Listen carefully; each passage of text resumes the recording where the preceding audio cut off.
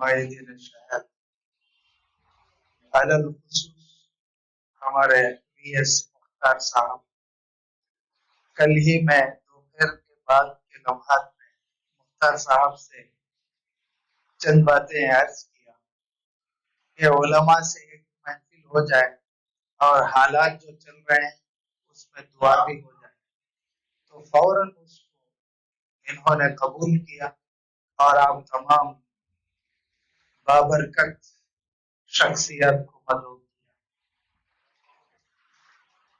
میرے بزرگ علماء کرام، عزیز دوستو، آج ہمارے ریاست آندھرا پردیش میں ابتر سے ابتر حالات پیدا ہو چکے ہیں۔ حالات خود بخود پیدا نہیں ہوتے، کسی وجہ سے پیدا کیے جاتے ہیں۔ اب چونکہ ہمارا تعلق سیاست سے ہے، بعض پیورلی سیاستدان سمجھے جانے والے لوگ مجھ سے سوال کرتے ہیں علماء کا سیاست میں کیا کام ہے؟ میں ان کو سیدھے سیدھے ایک ہی جواب دیتا ہوں، آپ علماء کے متعلق ایسا خیال رکھتے ہیں شاید آپ کو تاریخ یاد نہیں ہے۔ اگر علماء اس دیش کے لیے صف اول میں رہ کر گردن نہ کٹائی ہوتی، شہادت حاصل نہ کی ہوتی، تو پھر تم اس دیش کے سیاستدان بھی نہیں بن سکتے تھے۔ علماء کی وہ تاریخ ہے۔ آپ موجودہ نقشے کو دیکھ کر کہہ رہے ہیں کہ علماء کا کیا کام ہے، مسجد، مدارس، حالانکہ قلعے ہیں۔ چندرا بابو صاحب سے بھی میں نے عرض کیا ہے، بلاؤ ایک بار بیٹھ کے بات کریں گے، بولے تو جن علماء کرام کو ریاست بھر میں گھر نہیں ہے، مکان، یہ سب سے بڑا مسئلہ ہوتا ہے، ان کو مکان تعمیر کر کے دینا باعزت طریقے سے۔ جنہیں گھر نہیں ان کو مکان تعمیر کر کے دینا، اس سے کیا فائدہ ہوگا؟ اب یہ پالیسی، یہ گورنمنٹ تنخواہ دی، وظیفہ دی، یہ آئے گا، دوسری گورنمنٹ ختم ہوگا۔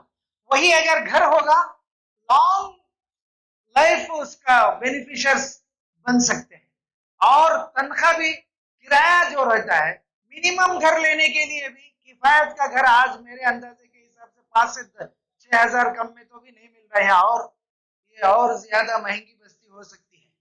تو میرے بزرگ دوستوں، میں یہ چیزیں بھی سوچ رکھا ہوں، اتنا کام کرنے والے چندرا بابو صاحب کو الیکشن کے سامنے لا کر اریسٹ کیا گیا۔ اگر اسکل ڈیولپمنٹ آپ کو معلوم ہے تو 4.5 سال کیوں چھوڑے؟ تو یہ کریٹ کر کے کیس بنایا گیا، اس لیے کہ جگن موہن ریڈی صاحب کو ڈر پیدا ہو چکا ہے کہ میری ہار پکی، اب کسی بھی طریقے سے ڈسٹرب کیا جائے، تو ڈسٹرب کرنے کے لیے یہ ساری چیزیں ہو رہی ہیں۔ تو اس لیے میں آپ حضرات سے اور آپ کے لیے، آپ سے دعا لینے کے لیے مختار بھائی صاحب کو کل ہی میں عرض کیا تھا، عنایت صاحب ہیں اور بہت سارے علماء کرام ہیں، حاجی صاحب یہاں تشریف فرما ہیں، آپ تمام کا بسمی میں میں شکر گزار ہوں۔ آپ نے جو وقت دیا ہے، بہت قیمتی وقت، اگر کسی کا، وہ بھی نماز کے وقت میں، ہر کسی کو، میں بھی اس دور سے گزر چکا ہوں، جیسے ہی مجھے امامت کے دوران ٹیررسٹ کا ٹائٹل دیا گیا تو اس وقت سے امامت بھی چھوڑ دیا۔ ٹائٹل دیا گیا، بہت سارے ٹائٹلز ملیں گے، جو کام کریں گے تیزی کے ساتھ ٹائٹلز تو ملنا ہی ہے، ملتے ہی رہیں گے۔ اکیلے ہی تھے، قرآن مخلوق غیر مخلوق کا مسئلہ چھڑا، امام احمد ابن حنبل رحمت اللہ علیہ نے حق پر تھے، وہاں تو بادشاہ معتصم باللہ تھا، معتصم باللہ کہتا تھا کہ قرآن مخلوق ہے، احمد ابن حنبل رحمہ اللہ فرماتے تھے کہ قرآن مخلوق نہیں ہے، کلام الہی ہے۔ بادشاہ کے سامنے کھڑے ہو گئے، بادشاہ کا ڈر اور رعب جسم پر طاری نہیں ہوا، دل دماغ پر طاری نہیں ہوا، ڈٹ کر کھڑے ہو گئے۔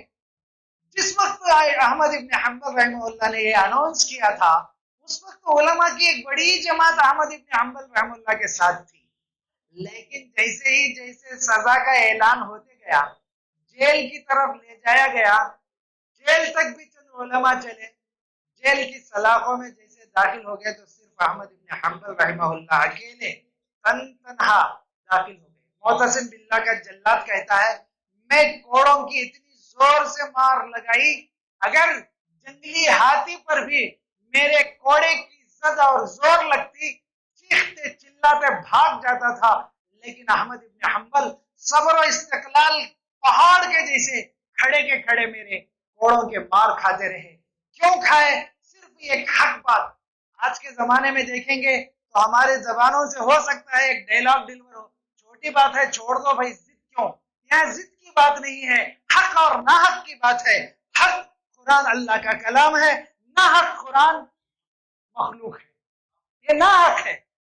تو اس لیے چندرا بابو صاحب کو ناحق طریقے سے ڈالنے کی کوشش کی گئی، ریاست کو برباد کرنا، ریاست کی عوام کو فلاح بہبودی کو ترقیات کو روکنا جگن موہن ریڈی کا ایک ایجنڈا ہے۔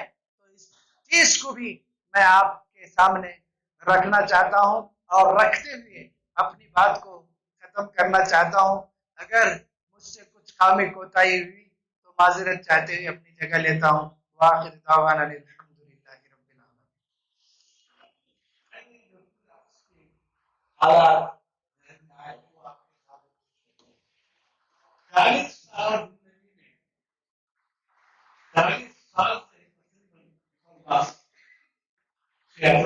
العالمین۔